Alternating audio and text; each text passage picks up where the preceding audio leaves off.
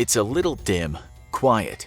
As you descend into the museum, the air seems to thicken. There's a smell of old dust along with something else. Even though you've never smelled it before, the primal part of your brain recognizes it instantly.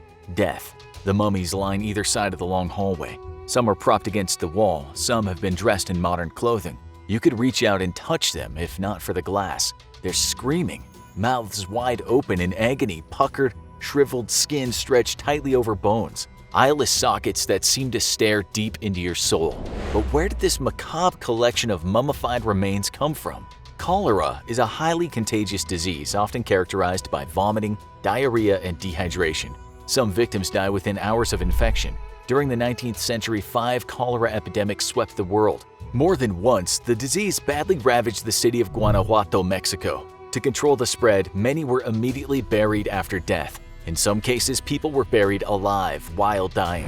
However, it's hard to know exactly how many Guanajuato mummies died after burial. When a person dies, their skin dries out and contracts. Also, their muscles relax. Contracting skin coupled with a relaxed jaw and natural mummification makes it look like the mummies are screaming.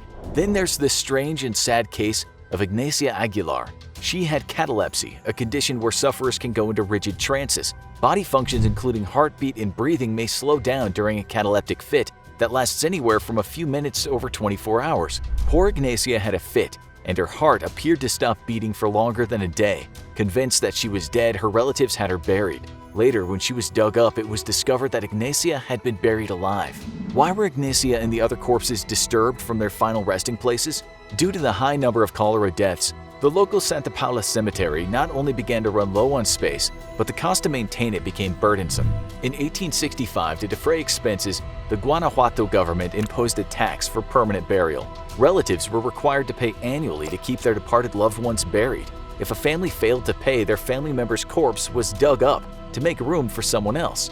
5 years after his death and burial, Dr. Remigio Leroy was the first corpse to be disinterred on June 9, 1865. Others soon followed. To their surprise, cemetery workers found that several of the corpses were mummified. The arid soil and hot climate of the Guanajuato region had naturally preserved the bodies. The city kept the mummies on an ossuary under the Santa Paula cemetery in case the relatives showed up with the money wanting a reburial. The cemetery workers began charging a fee to let the curious take a peek at the bodies. By the turn of the century, a significant amount of corpses had been dug up, and the whole operation had grown into a museum.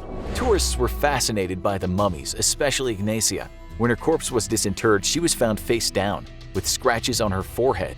She was biting her arm with dried blood in her mouth. Apparently, Ignacia had been buried alive. Struggling to get out, she had rolled onto her stomach and, placing her arms underneath, had tried to use her back to push her way out. When that didn't work, she bit her arm in despair before dying. Guanajuato stopped digging up corpses in 1956, but the Museum of the Mummies continues to be a popular tourist destination. Currently, it houses the largest collection of mummies in the world, with 117 bodies. It even has the world's youngest mummy, a fetus just 24 weeks old that was buried with its mother. Some people find the museum disrespectful. They think that these poor souls deserve to lie in eternal rest, not to be gawked at by nosy tourists. However, the city of Guanajuato takes pride in its mummies, considering them to be an amazing part of the city's heritage. Ever wonder what goes on at the morgue? Employees reveal their scariest secrets. What if death wasn't permanent? Have scientists found a way to bring the dead back to life?